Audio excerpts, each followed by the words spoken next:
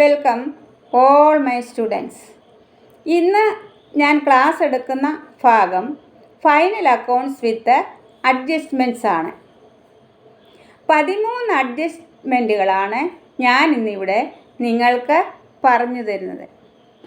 ഒന്നാമത്തേത് closing stock, 2 outstanding expenses, 3 prepaid expenses, 4 accrued interest accrued income, 5 income received in advance, 6 depreciation, 7 bad debts written off, 8 reserve for bad and doubtful debts, 9 discount on debtors, 10 discount on creditors, 11 interest on capital, 12 interest on drawings, 13 commission to manager.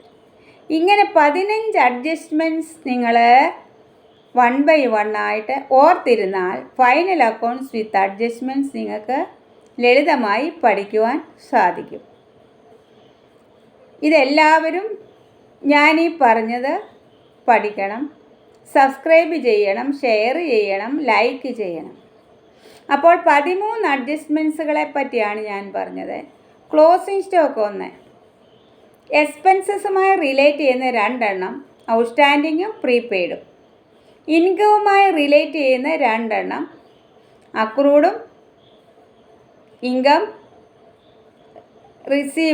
Receivable,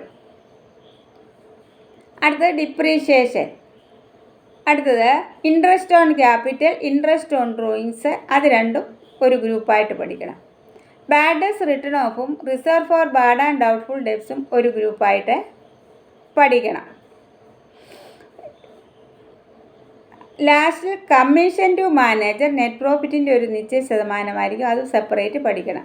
closing stock separate പഠിക്കുക, commission to manager separate പഠിക്കുക, മറ്റുള്ളതെല്ലാം 2 വീതമായിട്ട് പഠിച്ചെടുക്കുക.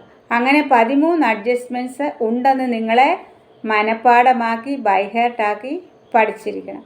ഈ 13 അഡ്ജസ്റ്റ്മെൻറ്റിൻ്റെ journal എൻട്രികളായിരിക്കും അടുത്ത ദിവസവും പറയുന്നത്. അതിൻ്റെ അടുത്ത ദിവസം ഇത് എങ്ങനെ അപ്ലൈ ചെയ്യാം എന്നുള്ളതായിരിക്കും പറയുന്നത്.